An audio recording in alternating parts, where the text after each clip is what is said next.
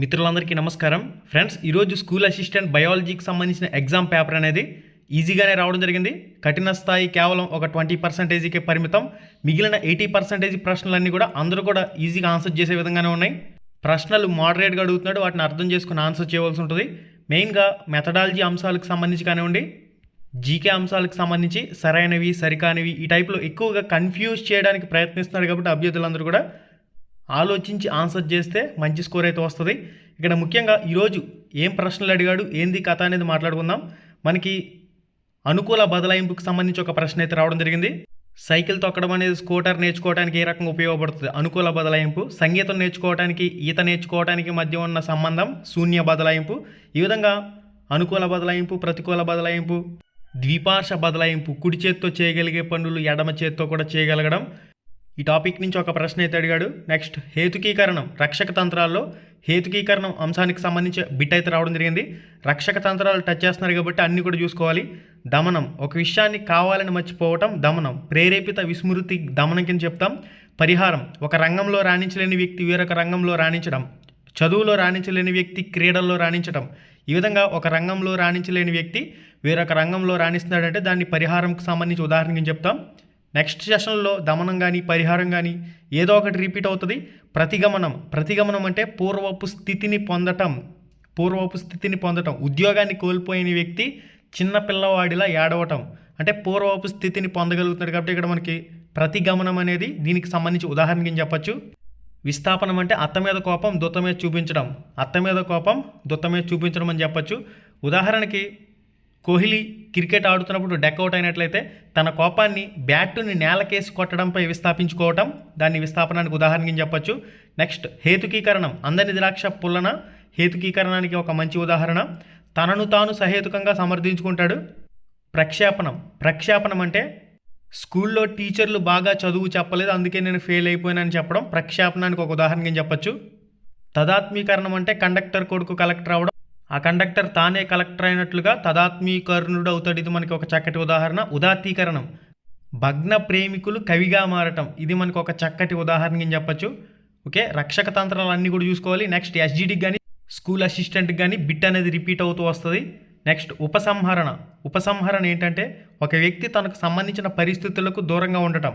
ఆటలో ప్రతిభ చూపలేనని తెలిసిన ఆ వ్యక్తి ఆటకు దూరంగా వెళ్ళిపోవటం. నెక్స్ట్ నిరాకరించడం, పిసినారోడా అంటే నేను కాదు అని గట్టిగా చెప్పడం, నిరాకరించడానికి ఒక ఉదాహరణ కింద చెప్పచ్చు. స్వైరకల్పన, ఊహాలోకంలో విహరించడం. ప్రేరకం, తారుమారు, మనసులో కోరికలకు విరుద్ధంగా ప్రవర్తించడం.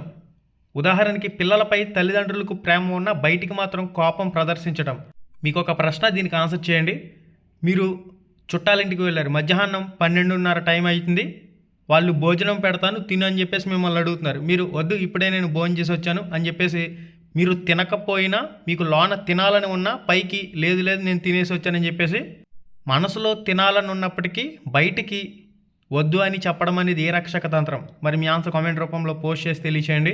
ఓకే గైస్, రక్షక తంత్రాలకు సంబంధించి కన్ఫామ్గా బిట్ అనేది వచ్చేస్తుంది, అందులో ఎటువంటి డౌట్ అనేది లేదు. కాబట్టి ప్రతి ఒక్కరు కూడా ఈ టాపిక్ మిస్ అయిందంటే మాత్రం సంఘర్షణ టాపిక్లో బిట్ అడిపోద్ది. సంఘర్షణ టాపిక్ కూడా చాలా ఇంపార్టెంట్.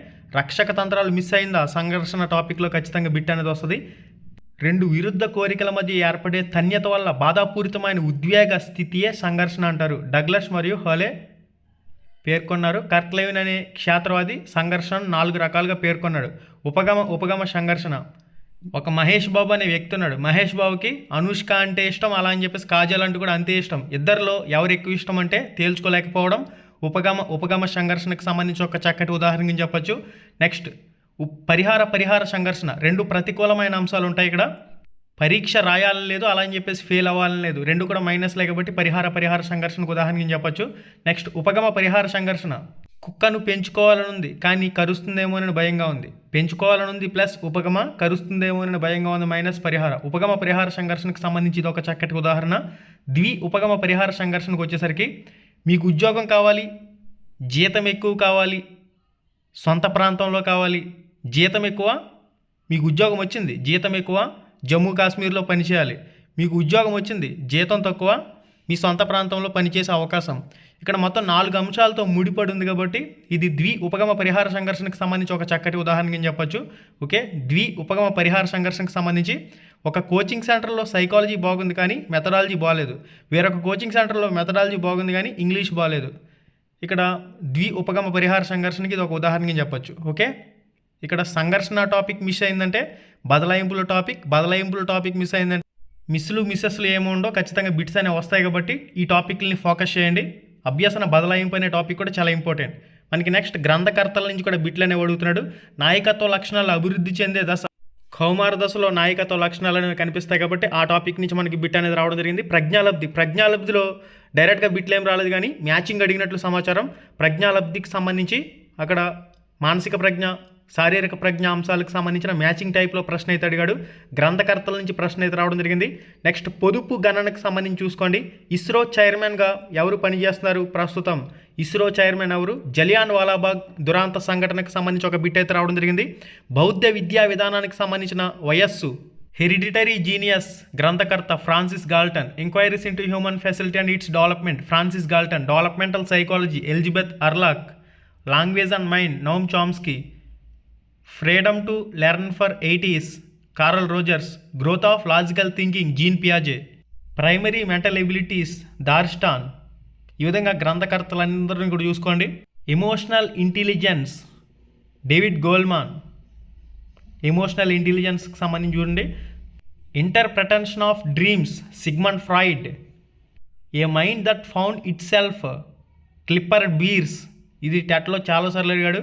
ఈ విధంగా గ్రంథకర్తలన్నీ కూడా ఒకే చోట మీకు ప్రొవైడ్ చేస్తున్నాను. ఇక్కడ కంప్లీట్గా చదువుకోండి. Dictionary of psychology Chaplin. Principles of psychology William James. Behaviour of organism B F Skinner. The technology of teaching B F Skinner. The work of digestive glands Pavlov. Growth of the mind వచ్చేసరికి Kurt Koffka. The mentality of apes Kohler. Educational determinism W C Bagley. Social learning and personality Albert Bandura. Okay, psychology of arts Vygotsky. Thought and language Vygotsky. Mind in society Vygotsky. On memory గ్రంథకర్త Ebbinghaus. Remembering Bartlett. The process of education Jerome Bruner. ఇవన్నీ కూడా next DSC పేపర్లలో రాబోయే ప్రశ్నలు. ఒక్కొక్క పేపర్లో ఒక bit అనేది ఉంటుంది, కంప్లీట్గా మీరు చెక్ చేసుకోవచ్చు.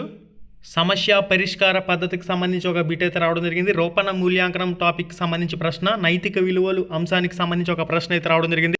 విటమిన్లని మ్యాచింగ్ చేయండి అనే విధంగా ఒక ప్రశ్న అయితే రావడం జరిగింది. మనకి విద్యా దృక్పథాల్లో కమిటీలకు సంబంధించి ఒక ప్రశ్న అయితే అడిగాడు. ఇక బౌద్ధ కాలానికి సంబంధించి ప్రశ్న వస్తుందంటే ఇటు వేద కాలానికి సంబంధించి కానివ్వండి, జైన కాలానికి సంబంధించి కానివ్వండి, బౌద్ధ కాలానికి సంబంధించి కానివ్వండి, ఈ కాలాలు విద్యా అంశాలకు సంబంధించిన ముఖ్యమైన అంశాలన్నీ కూడా ఫోకస్ చేయాలి. బౌద్ధ విద్యా విధానంలో ఉపాధ్యాయ వృత్తిని చేపట్టాలంటే అతడు 10 సంవత్సరాలు సన్యాసిగా ఉండి బోధనా నైపుణ్యాలు సాధించవలసి ఉంటుంది. పద్యం, సాహిత్యం, గణితం, జ్యోతిష్యం, ఆయుర్వేదం, సంగీతం, బట్టలు కుట్టడం, చిత్రలేఖనం మొదలైనవి 10 సంవత్సరాల అధ్యయనం చేస్తే తర్వాత ఉన్నత దశలో బౌద్ధ మతం తత్వాల మీద విద్యార్థి పరిశోధనలు జరిపేవారు. ఈ విధంగా ఈ అంశాలన్నీ కూడా చదువుకుంటే ఒక బిట్ అనేది కవర్ అవుతుంది, మార్క్ కాదు. మూల్యాంకనం మదింపు అంశాలకు సంబంధించి ఒక ప్రశ్న అయితే రావడం జరిగింది. ఈరోజు జరిగిన ప్రశ్నపత్రంలో ఎక్కువగా 6th క్లాస్ నుంచి 10th క్లాస్ లెవెల్లోనే ప్రశ్నలు అయితే వచ్చినట్లు సమాచారం.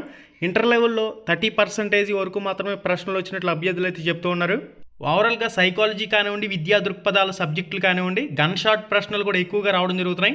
ఇక సరైనవి సరికానివి మ్యాచింగ్ టైపుల్లో కూడా ప్రశ్నలు అయితే అడుగుతున్నాడు. అంటే మరీ ఎక్కువ కాదు, ఎక్కువగా సింగిల్ గన్ షాట్ ప్రశ్నలు కూడా రావడం జరుగుతున్నాయి. ఒక 20%లో సరైనవి సరికానివి మ్యాచింగ్ టైప్ ప్రశ్నలు కూడా రావడం జరుగుతున్నాయి. ఓవరాల్గా ఈరోజు పేపర్ చూసినట్లయితే అందరూ కూడా ఎవరైతే బాగా చదివారో ఎక్సలెంట్గా రాస్తారు. ఉన్న తక్కువ సమయంలో హడావిడిగా చదివిన వారు సహితం పేపర్ ఫైట్ చేసే విధంగా ఖచ్చితంగా ఈరోజు పేపర్ అనేది ఉంది కాబట్టి కట్ ఆఫ్ గురించి తర్వాత మాట్లాడదాం. పేపర్లు అనేవి అన్ని పేపర్లు అయిన తర్వాత మాట్లాడుకోవాలి. ప్రస్తుతానికైతే పేపర్స్ అనేవి బాగా కష్టంగా లేవు, ఇటని బాగా డెడ్ ఈజీ కాదు, ఇది మోడరేట్ మెయింటైన్ అవుతుంది. మళ్ళీ వీడియోలో మళ్ళీ కలుసుకుందాం. శుభం, ధన్యవాదాలు.